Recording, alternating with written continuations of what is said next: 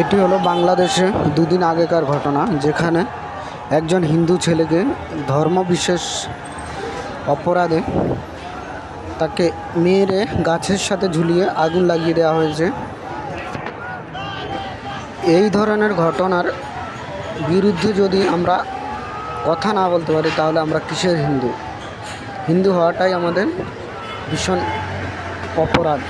সকল হিন্দু ভাই বোনদেরকে বলতে চাই, জাত পাত পলিটিশিয়ান সব ছাড়, সব চল একসাথে, আমরা একজোট হই, নাহলে নেক্সট আমাদের সেম অবস্থা হবে। ঠিক আছে?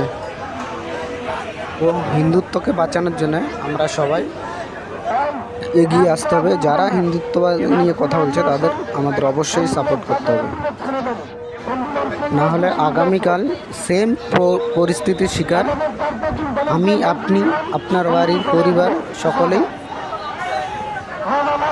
এই ধরনের পরিস্থিতির সম্মুখীন হতে হবে।